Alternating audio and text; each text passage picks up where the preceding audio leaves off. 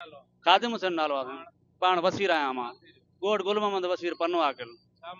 मसलो इहो आहे साईं बरकत झंडीर नाले सां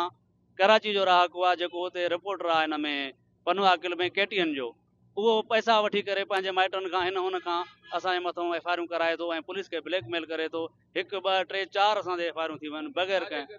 साईं हुन झंडीरनि जो मसलो आहे हुनजे ॿिया जेके माइट आहिनि उन्हनि असांजी ज़मीन ते कब्ज़ो कयो आहे ऐं उहे जेके आहिनि उन्हनि जी पुलिस कोन थी ॿुधे हीअ जेको आहे पैसा वठी करे उन्हनि खां जेको आहे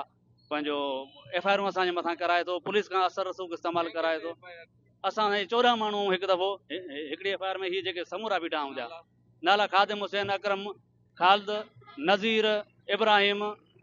आज़म आबिद साजिद सभिनी जा नाला ॾिना अथई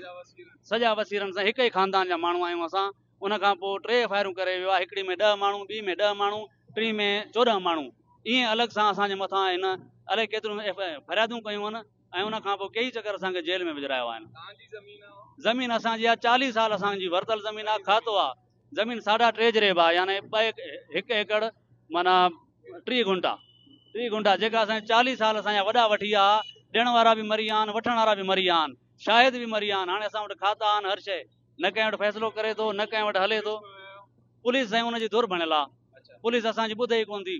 3 खां 4 असांजे मथां एफ आई आरूं करे वियो आहे ईअं एनसियूं रोज़ कटाए थो असांजी हिकिड़ी बि पुलिस नथी ॿुधे का बि SSP वटि असां दाहीं विया आहियूं DCO वटि दाहीं विया आहियूं असां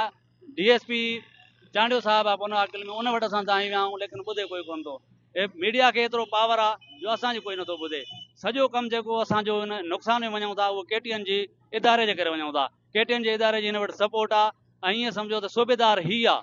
पाण एफ आई आर लिखे थो पाण हिन ते दफ़्तर ते वेही करे पाण सॼो कुझु नाला ॾिए थो हर शइ करे थो ऐं कराची जो रहाको आहे हितां हिन जो को वास्तो ई न आहे ख़बर